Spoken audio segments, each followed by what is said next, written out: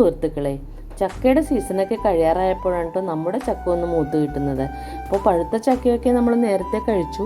എങ്കിലും ഇന്നിപ്പോൾ നമ്മുടെ ചക്ക വെച്ചിട്ട് നമുക്ക് ഒരു അവിയലോ എരിശ്ശേരിയോ ഉണ്ടാക്കാം. അപ്പോൾ ഓരോ ചക്കയായിട്ടാണ് പാകമാകുന്നത്. ആദ്യം ചക്ക പാകമായപ്പോൾ നമ്മൾ ചക്കച്ചുള ഉലർത്തി കാണിച്ചിരുന്നു. അതിന് നമ്മൾ ചക്കച്ചുള മാത്രമാണ് എടുക്കുന്നത്.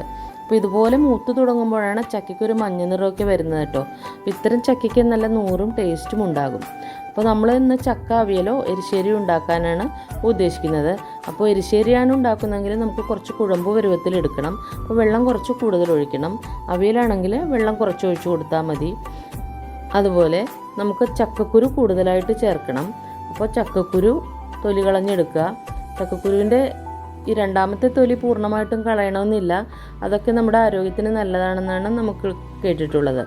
അപ്പോൾ നമുക്ക് ചക്കക്കുരുവൊക്കെ നന്നാക്കി എടുത്ത് കഴിഞ്ഞിട്ടുണ്ട്.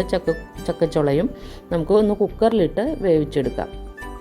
കുക്കറിൽ വേവിക്കാൻ വയ്ക്കുമ്പോൾ ഉപ്പും മഞ്ഞൾപ്പൊടിയും 2 പച്ചമുളകും ഒക്കെ കീറിയിട്ട് കറിവേപ്പില ഉണ്ടെങ്കിൽ ഇട്ട് കൊടുത്തോളൂ കേട്ടോ. എന്നിട്ട് നമുക്ക് അതിൽ ആവശ്യത്തിന് വെള്ളമൊഴിച്ച് വേവിക്കാൻ വയ്ക്കാം. ഇനി വെന്ത് കഴിയുമ്പോൾ നല്ല ദശക്കട്ടിയുള്ള ചക്കച്ചുള ആയതുകൊണ്ട് തന്നെ നല്ല കപ്പക്കിഴങ്ങ് പോലെ വെന്തിട്ടുണ്ടാവും. നല്ല രുചിയും ഉണ്ടാവും കേട്ടോ. അപ്പോൾ ഇതിലേക്ക് നമുക്കിനി തേങ്ങ ഒതുക്കി ചേർക്കാം. അപ്പോൾ തേങ്ങ ഒതുക്കി ചേർക്കാവുന്ന പടം കിട്ടിയില്ല കേട്ടോ, വീഡിയോ പിടിക്കാൻ നമ്മൾ പറ്റിയില്ല. അപ്പോൾ നമ്മൾ തേങ്ങ ഒതുക്കാനായിട്ട് നമ്മൾ കുറച്ച് കുഞ്ഞുള്ളിയും 1-2 വെളുത്തുള്ളിയൊക്കെ ചേർക്കുക കേട്ടോ. അത് വയറിന് ഗ്യാസ് ഇല്ലാതിരിക്കാനാണ്.